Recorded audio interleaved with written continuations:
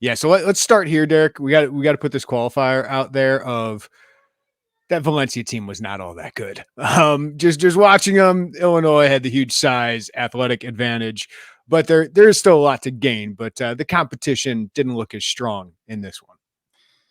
Mike Latulip was texting me, and he was digging back through the pictures that Nebraska posted, and he's like, "There just can't be any way that this is the same team that lost by 3 to the Huskers." And then looking at the difference in the jerseys and some of the faces of the guys that were against Nebraska versus this one, fair to say that's not the same team, at least not the same collection of players fully that Nebraska faced. Again, like Illinois should be a lot better than Nebraska. Nebraska didn't have Tominaga in their game, so understandable why that score was probably a little bit more closer than what would have been comfortable for Nebraska. But yeah, not the same team. And I mean, Illinois could have played anybody, even in the bottom of the D1 ranks and gotten a better game. But it's just kind of just what you expect going over here on some of these overseas games. And it's more about yourself. It's more about getting some confidence for guys, running through some stuff offensively. And we'll break it all down, but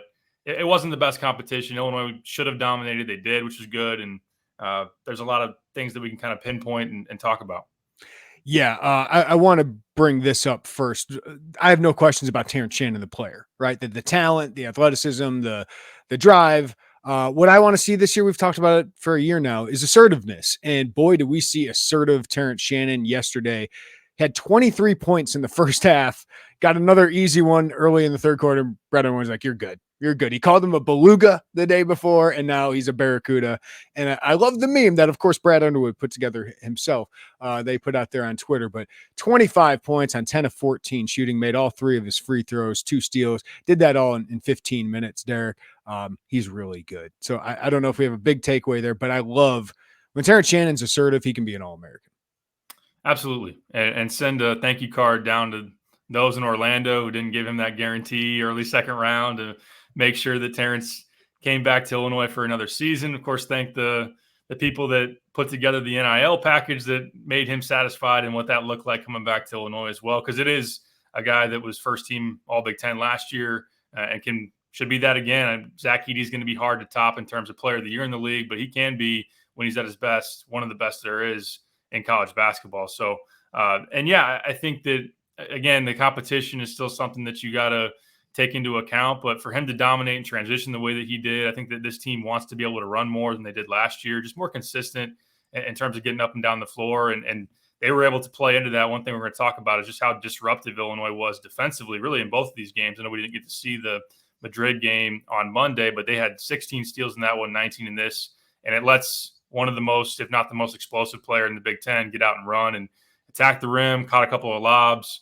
And one thing, too, that we've come back to a lot with Terrence is there were moments last year where he kind of took a back seat, where you needed a guy to step up and stop a run from the other team, or just insert himself into a game to really make his presence felt. And Valencia, really the one time outside of the opening tip where they made it close, they're headed to about a 5-point game there, early second quarter, and Terrence buries back-to-back threes, puts Illinois back up in terms of being double digits, and it was never close after that. So that's what you want out of your star, and he has, in terms of his production, looked like one throughout the first 2 games. Yeah, and this team in transition could be very dangerous when you have Terrence Shannon, Sincere Harris, Coleman Hawkins, Quincy Guerriere, even. Gibbs Lawhorn. Yeah, Gibbs Lawhorn, Justin Harmon like this. When this team defends like that and gets in transition, the other thing that sticks out from a positive perspective here, Derek, is 11 turnovers compared to the previous game where it felt like it was closer to 30. But 20 assists to 11 turnovers, just better handling the ball. Like, again, the competition did not really stress them all that much, but it was just a little cleaner. It was. There was a little bit of a stretch there where they got kind of sloppy. Dane had a couple of moments where he over dribbled, trying to make plays in the high post, but for the most part, it was. And it's easier when you're pretty much playing breakaway basketball and able to create those turnovers and get out on runouts and have those advantages to not turn the ball over. But just in general, you could tell they got a little bit more just collective and more settled in this game. It makes sense going on a trip like this. Your first game's a little sloppy, and the 21 turnovers in the first one against Madrid certainly showed that. But yeah, a lot more of a, and the assist numbers, like I think it was 10 assists to 21 turnovers in the first one. You flip that around, 20 to 11 in this one. That's more clean basketball. And that's what you expect it really for a team that, I know that Marcus Domask is not out there, but it's a more experienced team. That should be the result of just having more experienced guys. They should be more steady and have less of those sloppy mistakes, those freshman mistakes. And you saw that with a lower turnover number in this game. I'll give you the floor, Derek. I got some notes jotted down, a couple phrases here, but you watched this game more intensely than me. What stood out most to you? I think first and foremost, it's the athleticism. And last year, I remember seeing, I don't know if it was the first exhibition game, I think it was, and we finally got to see the team assembled as it was, and just the infusion of length and athleticism that Brad Underwood made with his roster last year, bringing in Terrence, bringing in Matthew Meyer, and all of a sudden Illinois looks a whole lot different in terms of the size at all positions and just how athletic they were. I mean, Terrence walked in the building. He was, the most athletic player Illinois had since at least probably like Brandon Paul. If you want to go farther back, Brian Randall, pretty athletic. Bigger. He's big, like he's just way bigger than him. Looks like an NFL tight end, right? Right. Ravonte Rice was a really good athlete, but yeah, I mean, the size and athleticism combo, like Bertrand was really athletic, but not that size. It's a freight train. He's a freight train, man. Absolutely. So for him, I mean, he's going to pop anytime he's out there. And I think this is a more athletic team when you have the way that Dane's progressed athletically. I mean, he's able now to take power dribbles and just dunk on people. And he was doing that. Now we'll see when he goes up against Cliff Amori, when he goes up against obviously Edey, other Big Ten caliber bigs that are going to challenge him more, but he just looks more fluid. He's stronger. You hear that. I like the way that he's moving. Sincere is a long way away from early games last year where he goes up and he just can't finish a dunk, maybe get stuffed by the rim. I mean, he's elevating with ease now in terms of getting above the rim. And I just think that really showed with how athletic they are. And it plays defensively too. I thought they had a lot of tenacity defensively, really just imposed their will and made Valencia uncomfortable with their ball pressure, active hands, jumping passing lanes. You see that with the 19 steals. Valencia probably had 30 turnovers. And some of that was just the fact that they stank. That they were bad. They were just completely overmatched. But I like that Illinois kept the pedal to the metal on them, even though the score got way out of hand. They just continued to attack them. And I think this team can be pretty disruptive defensively. Brad's had some good defensive teams. You look at their metrics, even last year. I know it tailed off down the stretch of last season, but they're a top 30 defensive team. And when you look at efficiency nationally, and this team can be in that same type of realm. And I think that maybe they can even be a little bit more opportunistic in creating turnovers and jumping those passing lanes, because Sincere, Gibbs Lawhorn's got great instincts and athleticism. And we know that Terrence with his twitchiness and length, that certainly showed. Now we'll see it against more athletic teams, but that's something that definitely jumped off the screen when watching. Yeah, one of my notes is just size and athleticism. This team has a lot of it, and I know a lot of Big Ten teams are athletic, but you got to be it. And in Illinois, for a lot of time that we covered it there, we're not big and athletic. They are now. Even when you see Sincere Harris, Justin Harmon, Dre Gibbs Allhorn, those guys can all dunk at the rim, right? Pretty easily.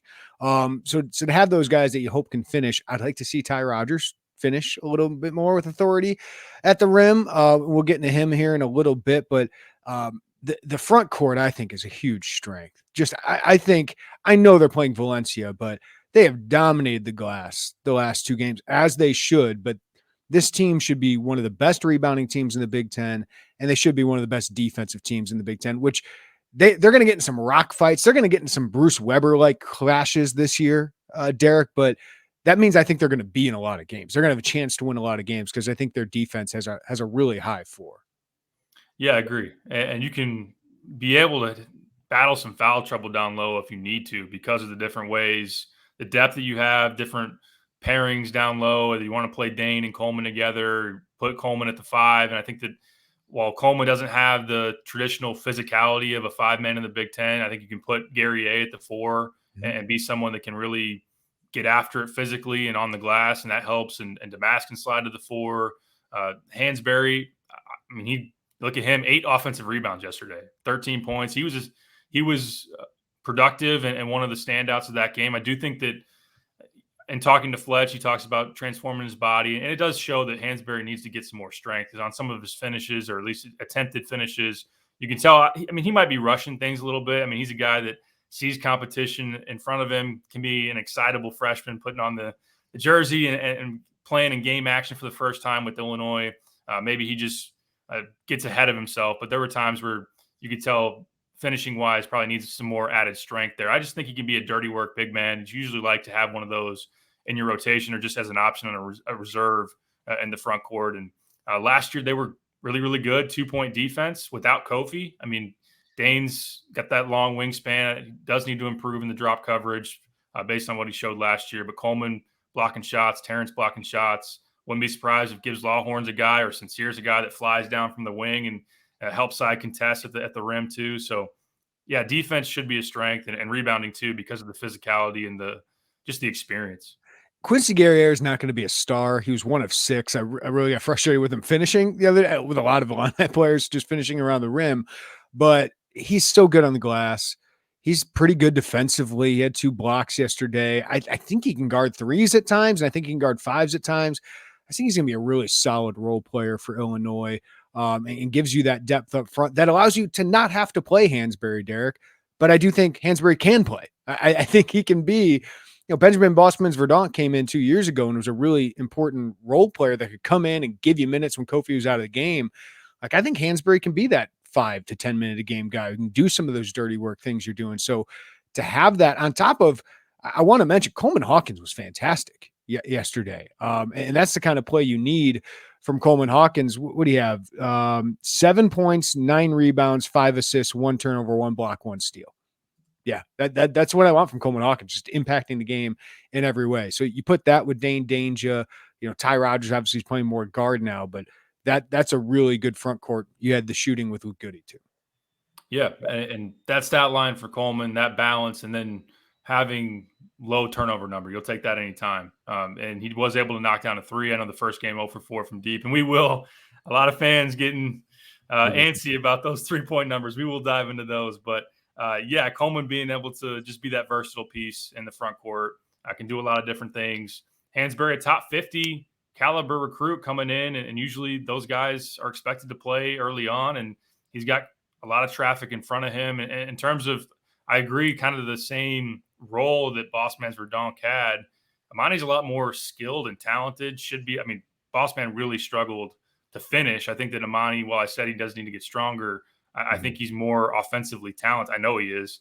Now, BBV was built for Baywatch, and I know that Amani not quite there yet in terms of like those battles physically. But Guerrier is a grown man. He looks like he's 30 plus. He could be as old as me and you.